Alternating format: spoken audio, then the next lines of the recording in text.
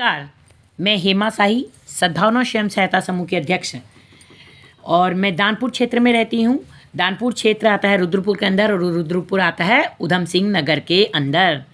आज आप लोगों को बताना चाहती हूँ कि हम जो ये समूह बना रहे हैं ना, ये समूह किससे जुड़े हुए हैं, हम क्या है ये समूह। थोड़ा बहुत जितना मेरे को परसों 7/12/2022 की मीटिंग में जितना मुझे नॉलेज हुई, मैं उसके हिसाब से आप लोगों को बताती हूँ। हम जुड़े हैं NRLM की, एक NRLM जो जिसका फुल फॉर्म है नेशनल रूरल लाइवलीहुड मिशन, यानी कि राष्ट्रीय आजीविका मिशन स्वयं सहायता समूह, इससे हम जुड़े हैं। और यह योजना सरकारी है। इसका 2011 में इसकी शुरुआत हुई है भारत सरकार द्वारा। और इस योजना का जो कार्य है वो ग्रामीण विकास मंत्रालय भारत सरकार द्वारा योजना स्टार्ट हुई है। और इस योजना की शुरुआत हुई है राजस्थान कोटा से। इस योजना की स्टार्टिंग ही मतलब राजस्थान कोटा से हुई है। और इसका उद्देश्य क्या है? इसका उद्देश्य है कि महिलाओं को स्वावलंबी बनाना। कि महिलाएं जो कहती हैं ना कि यार हमारे पास पैसे नहीं है, हमारे पास, अरे तो कुछ करो, कुछ करके अपनी वृद्धि करो, अपने आय की वृद्धि करो। देखिए, आप सब लोगों के पास टाइम है। ऐसा नहीं कि मेरे पास ही टाइम है या आपके पास ही टाइम, ऐसा नहीं है। सबके पास टाइम है। टाइम तो देखो ऐसी चीज़ें निकालना पड़ता है। आप एक अकेला बंदा जो काम कर रहा है उसको मतलब एक साथ बहुत सारा काम नहीं कर सकता। वो कितना काम करेगा? घर का भी काम, ये भी काम, वो भी काम नहीं कर पाता है।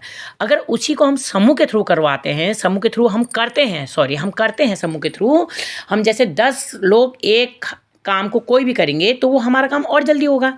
उसमें क्या होगा, हमारा टाइम भी वेस्ट होने से बचेगा। हम जो काम पूरा 10 घंटे कर रहे हैं उसको हम 1 घंटे में कर लेंगे। और संग में क्या होगा, हम इंजॉय भी करते हैं, उस चीज़ को इंजॉय भी करेंगे और काम भी होगा। ये कितनी अच्छी योजना है। स्वयं सहायता समूह क्या है? ये स्वयं सहायता सेल्फ हेल्प ग्रुप, यानी कि अपनी मदद हमने खुद करनी है। सरकार तो हमारी मदद कर ही रही है, हमको आगे बढ़ाने के लिए हमेशा प्रेरित कर रही है, लेकिन हमें भी तो अपनी मदद करनी होगी ना। थोड़ा टाइम निकालना पड़ेगा। थोड़ा सा हम लोग अपने टाइम की बचत करके कुछ नया सीखने को मिला तो उस नई चीज़ को हमने क्या करना है, उसको अपने सरकार को दिखाना है कि हमने ये काम किया है।